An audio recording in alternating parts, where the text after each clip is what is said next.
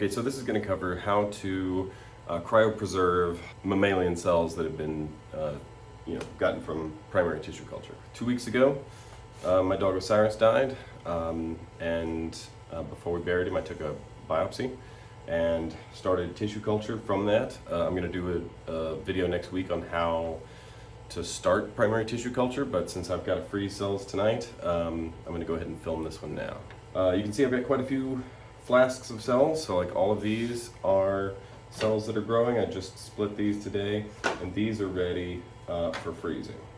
So I've got quite a few cells growing, and I've got a lot. So I want to freeze it so that I can preserve it for long term without having to grow it continuously, because these are primary cells, they won't grow forever. They'll eventually just sort of get old and quit working. These cells, I can go ahead and put in an incubator. I'm just going to move it up right now. But these cells are ready for cryopreservation. So these have been grown without CO2 incubation. So these have been grown in L15 media, just in a regular incubator, and they've been cultured without flow hoods or anything like that. Did have a lot of contamination early on from the primary source, fungus and stuff like that. Didn't have any trouble with bacteria because I used a lot of antibiotics, which I'll go through that in a minute. And but I did have a lot of trouble with fungus, even though I'm using amphotericin B, which is an antibiotic. But managed to defeat it by basically lots of washing and serial dilution. But I have these now ready to go, and as those get ready, the plan is to just sort of keep walking forward. Split two, and then split another two, and freeze those, and sort of just keep walking forward. So I'll have two growing all the time and two freezing all the time. And that way I can keep, I can make a lot of frozen cultures, and I'll have plenty to work with whenever I need these cells again. The first step is to trypsinize them. Now, because these cells have been grown without CO2 or anything like that, I'm not using a lot of the regular medias. And of course, I'm doing it without a flow hood. I just take a paper towel, spray it down in alcohol, and sort of use that as my work surface for anything that needs to touch a surface, right? So caps and things like that. Wear a mask, and I'll just sort of spray alcohol on my hands a lot and try and keep everything clear. Now, first thing is going to be we need to trypsinize the cells. So all these cells, these are 25 centimeter flasks. It takes two 25 centimeter flasks to make one cryotube. These are a little too confluent. It would be better to do them around 70%. These are like 100% confluent. But I'd rather freeze them than lose them. So first thing is going to be mask up.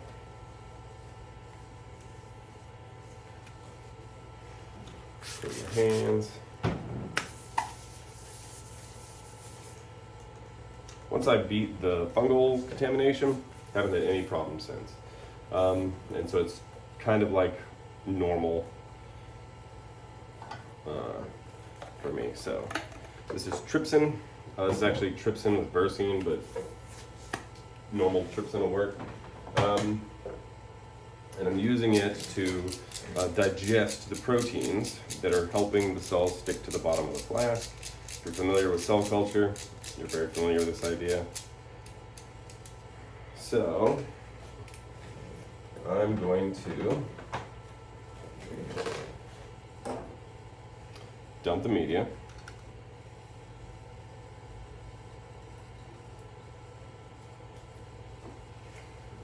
And instead of using PBS for this wash step, I like to use some of the trypsin, because it's very difficult for trypsin to get contaminated. It's very difficult for anything to live in trypsin because it's a protease. So most things like their proteins not destroyed, and it's very difficult for things to live in something that destroys protein. All right. So give it a couple of washes. The whole goal here is because the media I'm using for primary cells here is 20% serum. Serum inhibits trypsin. So I want to make sure that I have enough of the serum gone that it doesn't inhibit the trypsin, and it can work efficiently.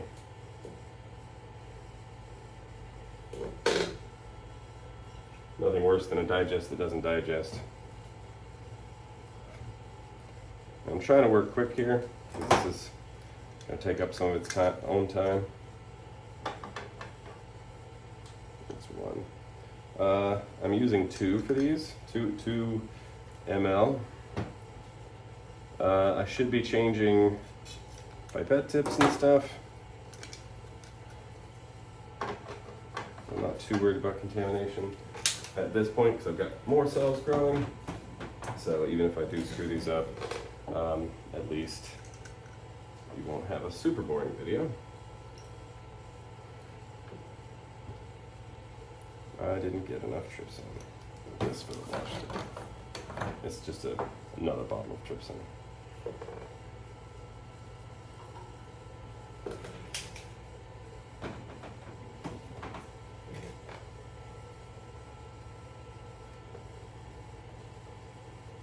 I'm just doing an ml, rinsing.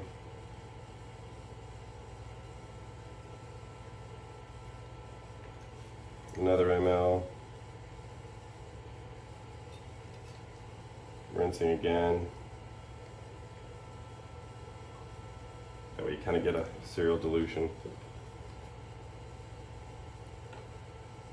And add 2 mLs to these larger flasks. With the 12.5 centimeter flasks, which are obviously half the area, I usually use 1 ml, but for these, I use 2. Okay. So I'm going to pop these in the incubator for just a couple of minutes. These cells in particular are especially sensitive to trypsinizing, and they trypsinize really fast, so this will only take a couple of minutes. I wouldn't trypsinize anything probably over 10 minutes unless it just wasn't going, but these will come loose really quick. Like this is probably already, oh yeah, this one's, okay, well this one's basically ready. All right. This one's not so much. Not yet. Okay. So since one of them's ready and I don't want to over digest it, I'm going to leave it at room temperature and stick the rest of these in the incubator. I'll be right back. So while that's going, we'll prep the rest of it. So we're going to combine 2 flasks, but those 2 flasks are going to be combined in a 15 ml tube with 5 ml of the media. Again, the serum in the media helps to neutralize the trypsin, just to stop the reaction as soon as we can, so it does as little damage as possible. You want to ideally trypsinize just enough that your cells are, freed from each other and from the outside, but not so much that they're, terminally damaged. All right, so I've got these 2 15 ml Falcon tubes. I'm going to fill them with 5 ml of pre-warmed media. This media is L15.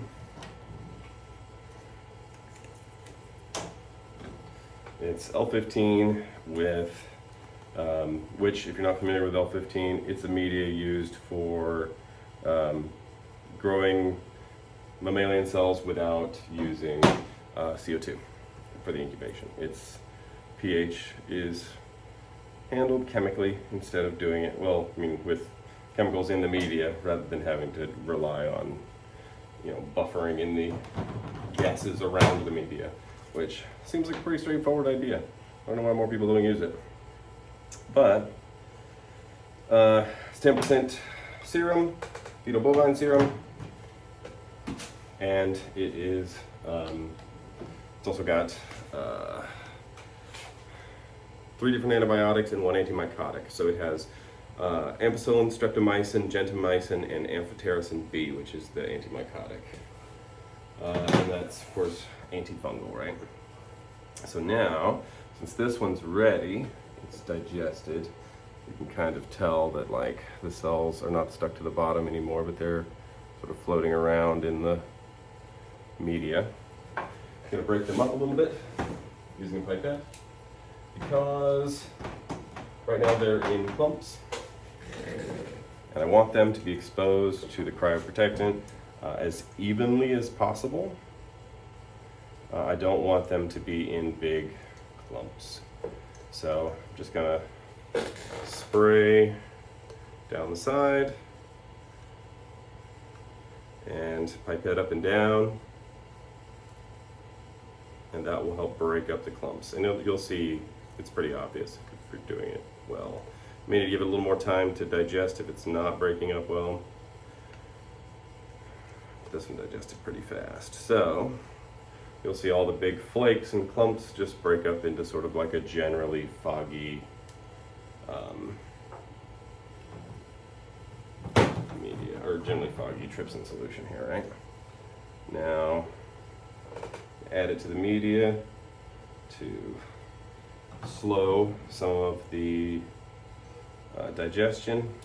The ratio here is 5 to 2, which isn't quite enough to fully stop it, but doesn't really matter. Actually, it's going to be 5 to 4 once I'm done adding both flasks. Oh, wrong cap. Video's distracting me, but okay. So these are now done incubating and they're done digesting. So now I'm going to do the same thing. So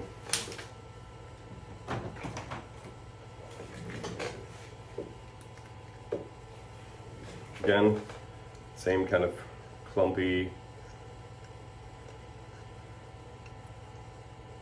solution. Spray it down off the walls, just using the pipette, using 1,000 microliter pipette here, 1 ml, just to give me some volume to work with so I can really pipette these guys. You want to be gentle with it, you don't want to be really aggressive, because obviously pipetting kills cells. This is killing cells right now, but less than it would if I just didn't do this step. And everything in the cryopreserving protocol is bad for cells, really. Trypsinizing them is bad, pipetting them up and down is bad, centrifuging them is bad, freezing them is bad, the cryoprotectants are cytotoxic. All of it kills cells. So you compensate for that by having lots and lots of cells. So your plan is be as gentle as you can, but the whole process is just aggressive. And so you can see both the volume and the clarity of the media have changed. So now I'm going to add cells to these, and then they'll be the same. So I'll just skip this part. Okay. So now you see these both about the same volume, and they're full of these cells now. So the next step is to centrifuge these. Fortunately, I don't have a centrifuge in here. The centrifuge is on the other lab bench. So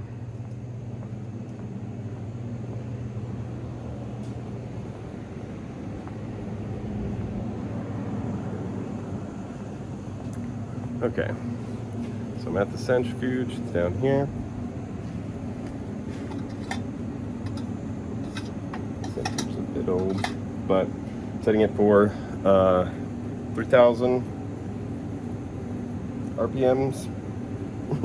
It's or setting it to 30 on this centrifuge, which this centrifuge maxes out at 4,000 RPMs, says 1,700 Gs. So putting it on 30 of 40. So interpret that as we will. Too much centrifuging definitely hurts them. I'm gonna go for,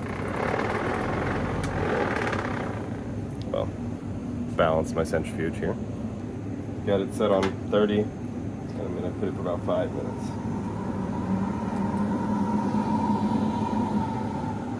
And I'll come back when that's done. Okay, so centrifugation is done. You can see, if I can line it up, it's quite a bit of cells. And the media is clear now because all the cells are down here. All right, now I need to resuspend them in a new media. This is the media. Again, it's L15. In this case, it's L15 plus the same antibiotics, ampicillin, streptomycin, gentamicin, and amphotericin B. And but this time it's 20% FBS, fetal bovine serum, and 10% DMSO. So those are that's our cryoprotectant. This media, you're only going to use 1 ml worth. So, and you're going to put it in these little cryo tubes. Let's see. So first step, well, let me get my syringe ready. Don't want to leave my cells dry. Well, at least not any longer than I have to. Cells don't like being dry. Well, that's not quite true. Mammal cells don't like being dry. So I'm going to syringe filter my cryoprotectant and get these empty. Okay.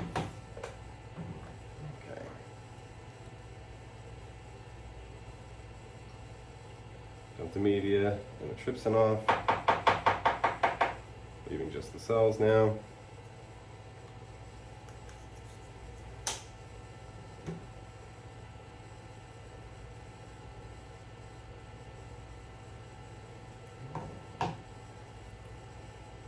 It's 1 ml. Filter that into there.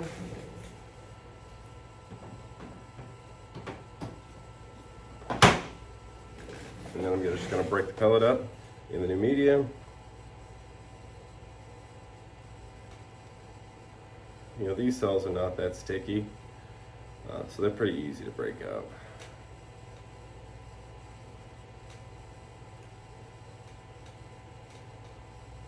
And there you go. This is a very similar protocol to the one that I use for HEK cells and the like. Well, now this one's good. I'm gonna go ahead and load it in this little guy. You could just pour it, but I like using my knife. Okay. Pick that up.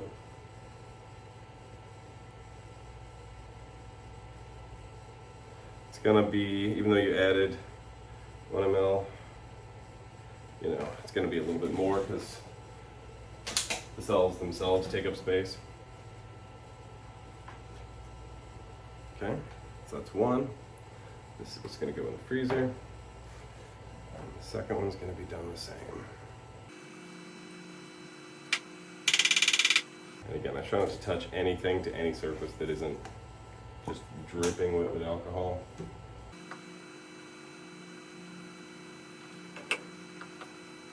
I'm just going to syringe filter that.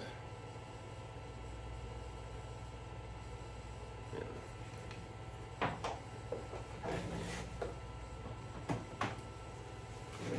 Break this pellet up.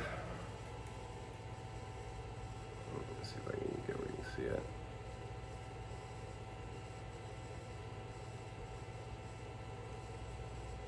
You can be a little more aggressive than some people think. Just don't go crazy with it, but it depends on the cell type. These cells, you know, they're primary cells, so it's hard to say. They grew out of a muscle biopsy. They, from their behavior, they're fibroblast-like. So I'm gonna say they're probably fibroblasts or something so similar to fibroblasts that it doesn't really matter.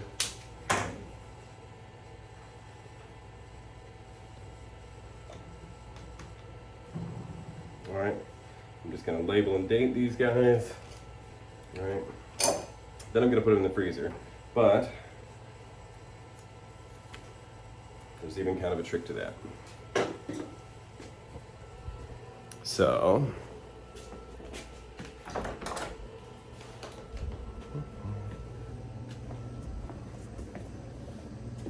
let's see.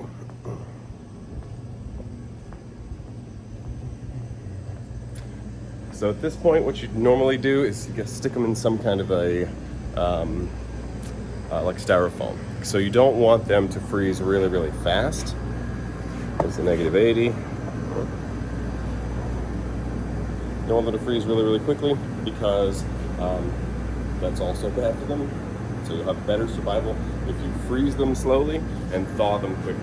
So thawing them out, you basically take your normal growth media, pre-warm it, get a water bath pre-warmed, take them out of the freezer, put them straight into the water bath, warm them up as quickly as you can, transfer them over about 10 ml of media in a 12.5 centimeter flask. So you're really concentrating the cells and you're giving them lots of media so that you're diluting the DMSO until they can adhere and then change the media the next day. That's how you restart them. But for today, you want to cool them quickly, or cool them slowly, and thaw them quickly. So today we're going to cool them slowly. You can just take like a couple of pieces of styrofoam and like just wedge it in the styrofoam. That works good. But I actually have a little styrofoam thing. So this guy, -80 here, has actually built this. So it's got like, you know, little spaces. Put them in there, cover it, and that just slows down the time it takes to reach -80, which is really cold. -80 degrees Celsius is very cold, but it'll hang out in there for years and years and years. Give it a day or so to freeze completely, and you can transfer it to liquid nitrogen. Putting in liquid nitrogen right out of, like just putting that flask in liquid nitrogen, kill a lot of cells. It's just too cold too fast. So put it in -80, cool it down slowly, protect it from the cold a little bit so it can reach there at a sort of a gentler pace. And then once it's frozen solid, transfer it to the liquid nitrogen and you can keep it in there for basically forever.